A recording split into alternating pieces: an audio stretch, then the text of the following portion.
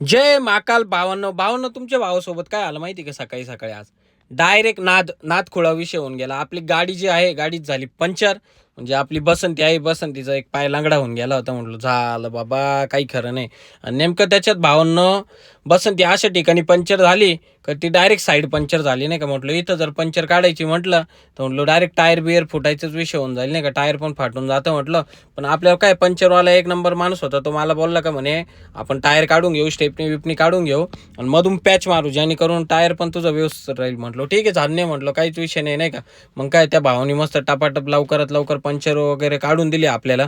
आणि त्याच्यात आला आपल्याला डॉमच्याचा फोन नाही का. डॉमच्या म्हणजे कोण माहिती का, नागेशचा फोन आला का म्हणे मला पण यायचं आहे म्हणे, मला घेऊन चाल नाही का म्हणे तिकडं. म्हटलं कुठे यायचं आहे तुला?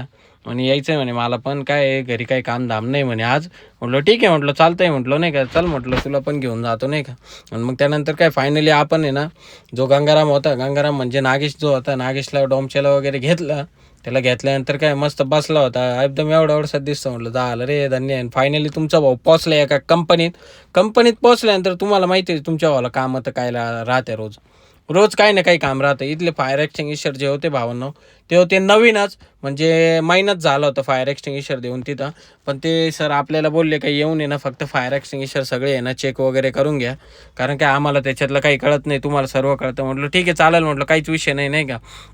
मग काय, तुमच्या भावानी दनादन मस्त तिथले जे काही फायर एक्सटिंग्विशर होते सगळी चेकिंग वगैरे करून घेतले. आणि त्यांचे काही स्टिकर वगैरे खराब झाले होते, तर आपण मस्त स्टिकर वगैरे पण लावून दिले.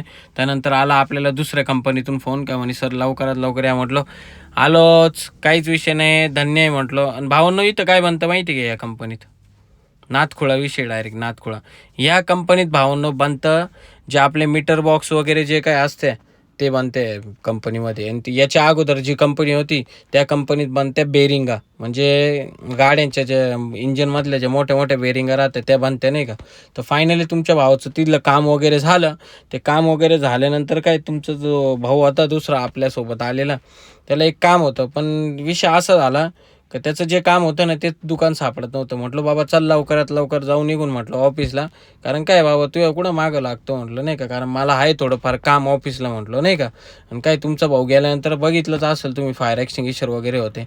पण म्हटलं जाऊ दे, जीवा आलाय, जाऊ घरी निघून नाही का. मग तुमच्या भावानी मस्त आपली छोटी बसंती वगैरे काढली आणि निघाला तुमचा भाऊ डायरेक्टली घरच्या प्रवासाला.